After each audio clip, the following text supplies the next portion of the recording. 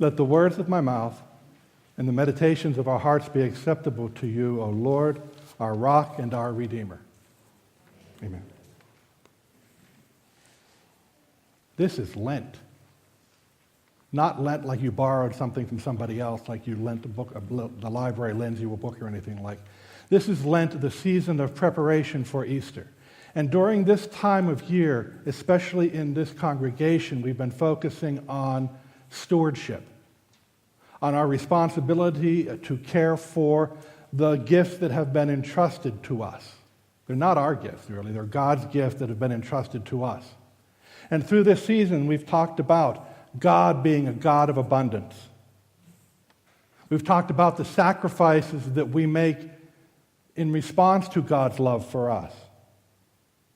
We talk about God asking from us, all of us, all for God. And today we talk about where your treasure is, there your heart will be also. So I have two examples. In Israel, there is a river called the Jordan River. You've heard of it. It doesn't really look like a river. It looks more like a creek. Maybe a little bit bigger than Spring Run, but not much. More like Flockerty Run. And in that river, or on that river, there are two lakes. They call them seas because that's all they have, this big beds of water they can see from one side to the other. One of them, the first one, is the Sea of Galilee, or the Sea of Tiberias. That's where the fishermen, James and John, Andrew and Peter, worked.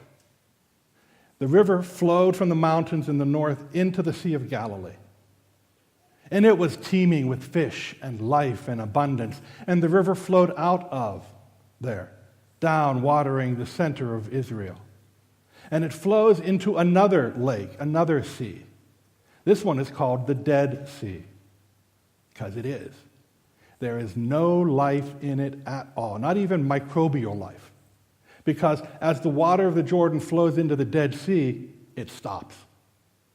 Because the Dead Sea is so low that everything south of it is higher than it, and it won't reach to the ocean. So it just stops. The point of that story, of those two seas, is if we allow God's blessing to flow into us and continue flowing, we too will be full of life and abundance. But if we instead are like the Dead Sea, the flowing river will flow into us and stop and not go any further. The other example we see not as often in Pittsburgh as you do in other places. We get frightened by it sometimes. We go outside and there's this big orange, yellow thing in the sky and we're frightened of it because it's the sun. And we don't see it real often here. Maybe in Baltimore they see it more often or in other towns, but here it's a rarity. But the sun gives off light and energy to all the solar system and beyond, to infinity and beyond. And that's its job. It gives light. We can be like the sun. But there are some other star-like things in the universe that are not so life-giving, not so light-giving. Black holes. They suck things right into them and it stays. Even light cannot escape them. They are so heavy, so dense that they pull everything into themselves and it stays there. Our option is to be like the sun or a black hole. Don't be a black hole. Don't be the Dead Sea. Because the gospel tells us where your treasure lies, there your heart will be also.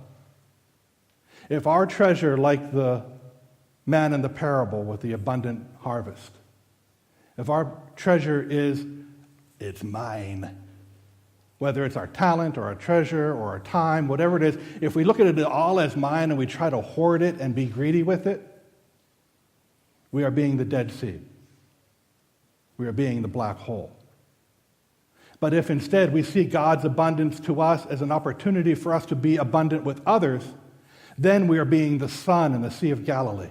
Then we are allowing life to flow into us and flow through us out to the rest of the world. This story comes about because Jesus said, beware of greed in all of its forms. And greed has a couple of reasons we get greedy. One reason we often get greedy is we don't think God has enough blessings to give us. That God has a limited amount of blessings, and we're not real high on the list because we're not doing all that good with how we're living our lives. And that God's going to hold on to that because he's going to give it to those who are more deserving than us. Because God's got a limited amount of stuff to share with the world, of grace, of life, of forgiveness. And that's not true. Our God, as we said earlier in Lent, is a God of abundance. A God who has more than enough for us. The second reason we get greedy at times is that we think God has enough stuff, but it's not going to be shared with us. It's going to go to others instead. So we have to hoard and be misers with our time, our talent, and our treasure and hold on to it again. The third reason that we often find ourselves being greedy with what has been entrusted to our care, the things of which we are the stewards, is that we don't think it's enough.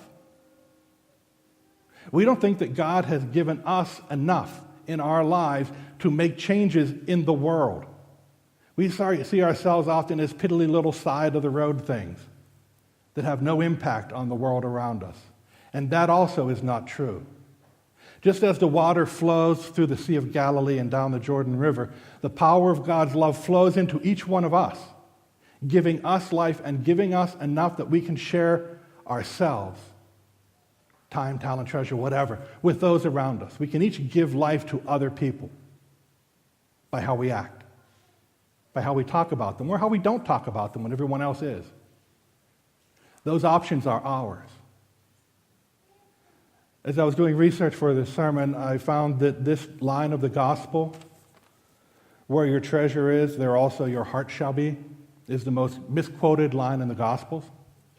It's often seen as where your heart is, that's where your treasure will be. It's wrong. Where your treasure is. So move your treasure and your heart will go with it. It's kind of like we're attached heart to treasure. It's not we have to change our hearts. God will change our hearts. But we can participate and share in that by moving our treasure, our time, our talent, our cash, stocks, properties, investments, whatever. We can move that from here to somewhere else, from here where we hoard it for ourselves or out into the world where it can benefit those around us. Move our treasure and our heart will follow. Just like a compass. If you have a compass and a magnet, and you move the magnet around, that north is not going to point north anymore. It's going to follow the magnet wherever it goes. So too will our hearts. Wherever we put our treasure, wherever we invest our lives, our heart will follow. The next song that we're going to sing is Change My Heart, O God. Or Change Our Hearts, O God, one of those two, whether it's plural or not. But we can participate in that changing of our hearts by looking at our treasures and by moving them. By moving them from something that we hoard to something that we share. Amen.